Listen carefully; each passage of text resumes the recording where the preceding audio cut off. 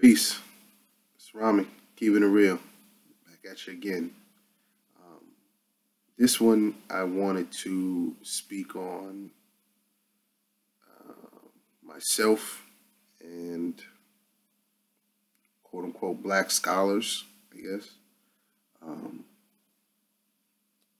First, speaking on myself, growing up and still to this day, I battle with my ego a lot. Um, when I was younger, once I knew that I knew something, I didn't have a problem standing on that and challenging other people, especially if um, they had they had a different perspective on it and they felt that they were right. I had no problem, letting them know and anyone else know that they were wrong and I was correct. Um, I'm doing my best to kind of grow out of that and not really care too much on trying to prove people that I'm right. I can just provide the information, and if you want to see that it's correct and right and exact, that's cool. And if not, that's on you. It's not my problem. Working my best to get to that place. I still have a bit of issues every now and then. And I carried this all the way into college, actually. We had these seminar classes where we would read ancient Greek philosophy and literature, um, Plato, whatever, Homer, um, Socrates, and the thing was you would read it, and then in class there would be a bunch of discussion questions, and you would put your perspectives or your thoughts on it, to the class, and we have like many debates about it, I guess, or discussions. And my thing was I loved when I saw people were just bullshitting and they were just talking out their ass. I would love to destroy their whole argument, point by point, and hit them with quotes left and right. Well, here on page 269 it says this, so it can't be what you're saying. Da, da, da, da. That was my pleasure. That's, what that's from. And so, when I make these, now with these videos that I make, like the correcting misunderstanding videos, the videos where I'm going or addressing people directly, Brother Polite, David Banner, Sonetta, Tariq Nasheed. I'm sure there's going to be more in the future. When I do these videos, I do my best to not allow my ego to get in the way and just present the information, and so that you can see for yourself and themselves, the people that I'm talking to, so that they can see the information for themselves. And whether or not you want to accept it as being true or being right and exact, that's on you. I'm working to get to that point where I'm, just absolutely comfortable with that, but I'm not there yet. And so that being said, when I see these quote unquote black scholars, and just people in general, disrespecting or trying to dismiss or demean Moors and Moorish history and Noble Drew Ali, and when they say things like Noble Drew Ali plagiarized the Quran from Levi Dowling, that Moors were named by Europeans, that Moors were race traders, just all sorts of ignorant shit. It really drives me crazy because if you just look and research the information for yourself, it's very clear that those things are not true. And so the people that are doing it, what frustrates me is that they're either very ignorant, meaning they don't know, they are lacking information about, more science, more history, Noble Drew Ali, etc., or they do know and they're intentionally trying to mislead people. But I was thinking about this the other day, and I use metaphors a lot to help me to try to help communicate things and to help me get a good understanding. And I thought of it like a sport, like football or something. When the game is almost over, and you're on the winning side, and you guys are up 25, 30 points, your opponent can sometimes get a little frustrated, get a little upset that the game is over. And so they'll start doing things that are disrespectful, that are against the rules, blatantly to try to get a rise out of you, to try to provoke you in some way. And, hopefully get you into a penalty, maybe get into a fight, get ejected, you know, and just to bring you down to their level. And in sports, you always have to keep a level head. You got to keep your composure, even if they're, trying to provoke you, trying to get you to get emotional and get out of your right frame of mind.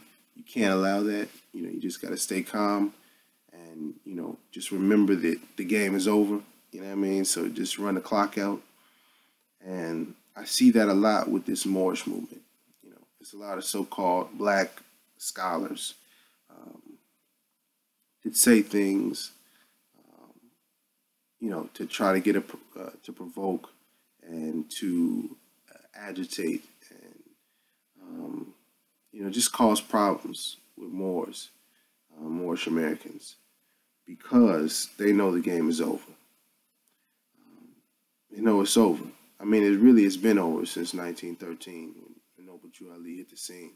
But now more than ever, they know, this is the last few seconds of the fourth quarter, baby.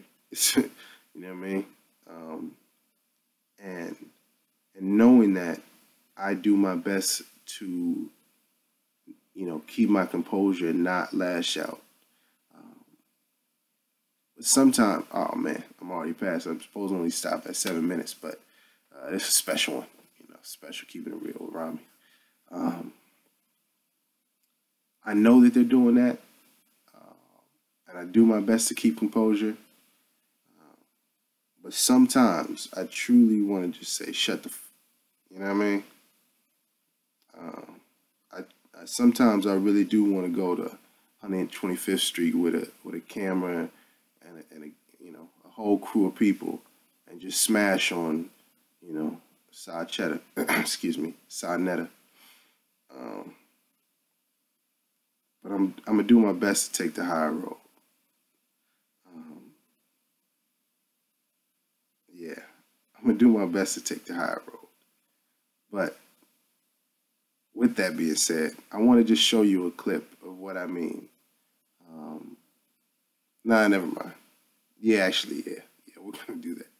I'm gonna show you a clip of this this fool, Reginald, that's calling himself a doctor and speaking about Moors. And it's a clip between him and the master teacher, Taj Tariq Bey. And it's things like this that help me maintain my composure and just laugh, because I know sometime in the near future, all of these people that are, trying to talk crazy about Moors, they're gonna have to, eat their words, because once it's on the internet, baby, once that footage is up, it's there. You know what I mean? So I just want to ask them one thing before we get to the clip. And anyone that tries to disrespect Moors, what are you gonna do when the rest of the world is honoring us as Moors, and you've been, spending your whole career trying to say that Moor means black and that we're not Moors and all of that is bogus? What are you gonna do? Yeah. Anyways, let's get to the clip. Peace and love.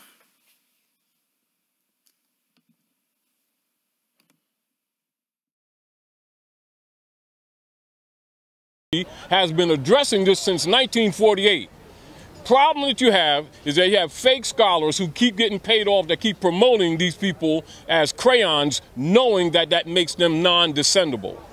Whether it was black, green, purple. Fake scholars? Give me a fake scholar. Anybody that continues to call these people of Moorish Asiatic descent black, knowing it makes them non-descendable. We're talking about a political issue of estate and birthright. Is Dr. John Henry Clark one of those? Who are you talking about? He knows that these people are Moors. Huh? He knows that these people are Moors, so does everyone else. Moors is just descriptive. You're not. Well, no, that's your opinion. That's your opinion. Because I don't see. Give me the fact. Give me the facts. Give me the facts. Where does the word derive from? Give me the facts. First used the word. It's short for Moroccan. Right. And when did it originate? When did it become in it comes from ancient Moabite, from Central America, what you call Old Mex, Old Amexem. Okay, I got you. Yes. All right. So in England.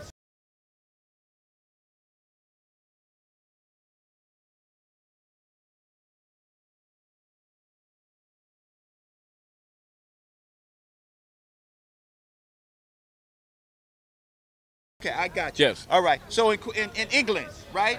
When Al-Misor began to have conversations at the embassy in England, right? Yes. That is when was he sitting around talking about black people, or was he talking about Moors? He was talking about his. Was he talking about black people, or was he talking about Moors? He was talking about question again. Was he talking about black people, or was he talking about Moors? He wasn't talking about black people. He was talking about. Of course he wasn't. No, he because wasn't. It's a brand that has its life in North America from Dutch masters after they came to North America. He was talking about his sultan. That's what he was talking about.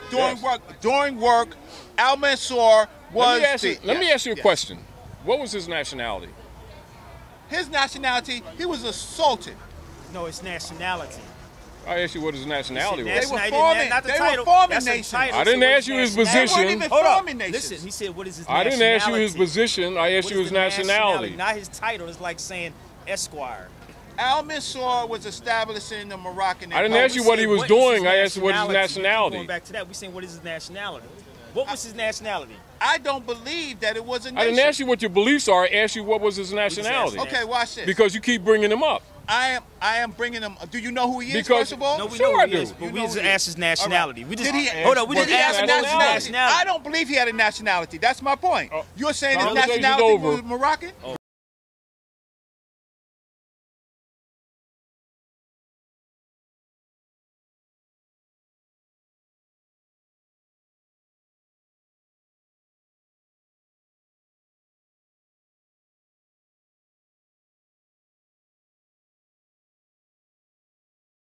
That will help you fight for freedom.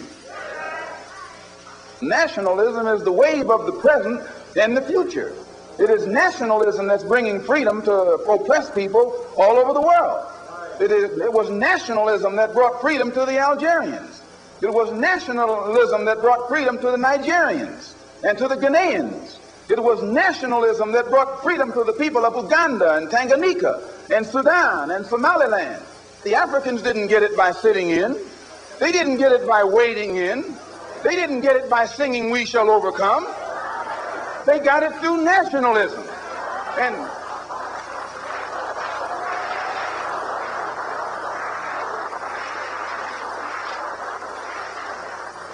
And you and I will get it through nationalism.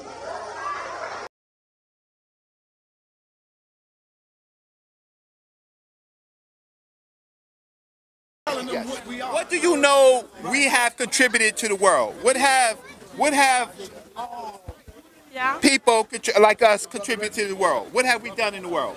You mean you or your ancestors? Yes, like, my ancestors. I don't know where you're from. I don't know where. My ancestors. But I don't know where you're from. I'm a nigger. Yes, what but from where? From where? I cannot tell. For you. Wait. For you. So you're born here? Don't tell her you're a nigga. You gotta give her the